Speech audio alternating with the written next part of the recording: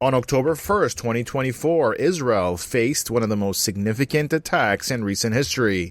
In a move codenamed Operation True Promise 2, Iran launched 200 ballistic missiles at Israel. It was the largest assault yet in the ongoing conflict, following an earlier missile strike in April. But this time the scale was even larger. And yet, despite the fear and tension, what could have been a catastrophic event turned into a night of miracles. Israel's air defense is made up of 3 remarkable systems, each designed to counter specific threats. The first layer is the Iron Dome, which intercepts short-range rockets and missiles within a 40-mile radius. It's known worldwide for its effectiveness, but even this system has its limits. Then there's David's Sling, which targets mid-range missiles up to around 185 miles away. This system is designed for moments when larger attacks threaten the safety of the country. Finally, there's the Arrow system, which intercepts long-range ballistic missiles. With a range of about 1,500 miles, it can counter threats that reach far beyond Israel's borders. Each of these systems operates independently, yet, on that night, all 3 of them work together seamlessly, as if they were part of a single unit. Dr. Daniel Gold, the inventor of the Iron Dome, has called these systems some of the most sophisticated in the world. But what we witnessed that night was beyond technology. It was a perfect synchronization of defense that only a higher power could orchestrate. Iran claimed this attack was an act of self-defense, retaliation for Israel's recent assassinations of key figures including Hamas leader Ismail Haniyeh, Hezbollah leader Hassan Nasrallah, and Iranian General Abbas Nilforushan. The missiles were aimed at some of Israel's most critical sites.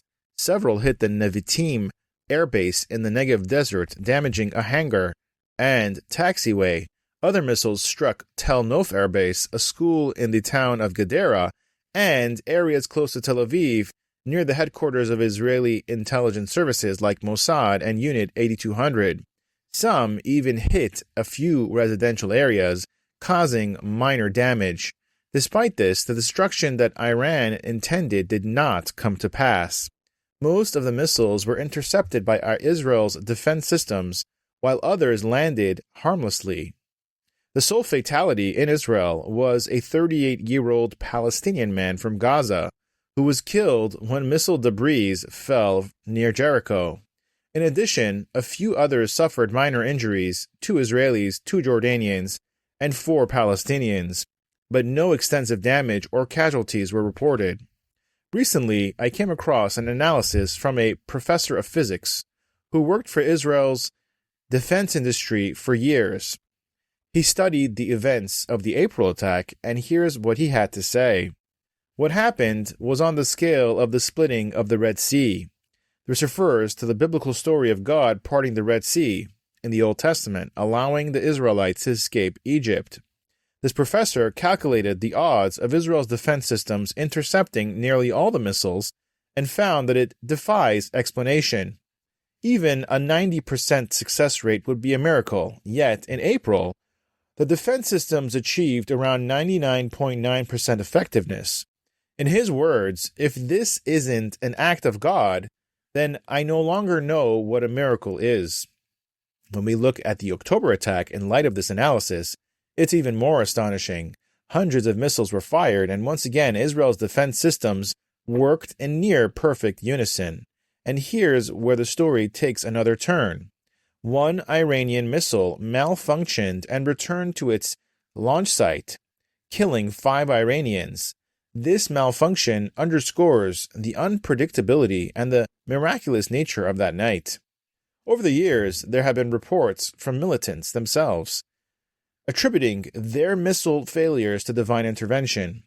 In one instance, a terrorist was quoted as saying, "We aim accurately, but it seems as though Israel's God is deflecting our missiles, preventing them from causing significant harm." These accounts have surfaced in interviews and reports shared as part of a broader narrative that suggests a divine hand over Israel, guiding its defense and survival. This sentiment isn't uncommon, and it speaks to the remarkable resilience of Israel against overwhelming odds. For many, these stories of divine protection and miraculous events strengthen the belief that there is a higher power watching over Israel, especially in times of danger. As the missiles fell, those who were there witnessed something that can only be described as miraculous. A friend of mine, a senior executive at Microsoft, reached out to me the day after. He's not a religious man, but he wrote, "If you're looking for miracles, last night made me a believer." He watched as missiles landed all around him, yet no one was hurt. The missiles that weren't intercepted somehow landed in sand, water, and what people here are calling empty spaces.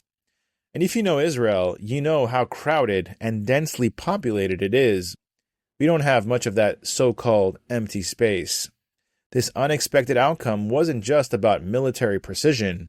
It was a sign of something far greater at work. I know some people might wonder, where is God during other tragedies? Why would he protect Israel now, but not in other painful moments? These are all important questions, but they're ones that deserve deep reflection. But here's what I can tell you. What we witnessed that night was nothing short of a modern-day miracle. It was a moment that transcends technology and probability, a moment of divine intervention. For those who are skeptical, I encourage you to look at the facts. The odds of 3 independent defense systems working in perfect harmony under these conditions are almost non-existent, and yet they did. Following the attack, Israeli Prime Minister Benjamin Netanyahu called it a big mistake on Iran's part and promised that Iran would face consequences. The United States echoed this, pledging severe repercussions and committing to work with Israel to ensure Iran pays for its actions. Iran's justification for the attack was that they targeted sites they claimed were involved in Israel's military actions against Gaza, but whatever the reasoning, the outcome remained the same. Despite their efforts, the scale of destruction Iran hoped to inflict simply didn't happen. What we saw that night wasn't just about Israel's military strength. It was about something greater, divine protection. The IDF did its part, but the hand of God did the rest. Hundreds of missiles that could have caused devastation were intercepted, and those that weren't somehow landed in places where no one would be harmed. This wasn't just another military operation, it was history in the making. Military experts will analyze this night for generations, trying to understand how it happened, but for those of us who were here, who witnessed it firsthand, we know that it goes beyond technology and chance. This was a miracle. So here's what I want to leave you with. Do you believe in divine intervention? Do you think what happened that night was just luck or something more? I'd love to hear your thoughts in the comments below. And if you found this story as compelling as I did, please like, comment, and subscribe to our channel. Share this video with others who might find inspiration in this story. And don't forget to hit the notification bell so you don't miss out on our future videos. Thank you for watching, and we'll see you in the next story of miracles.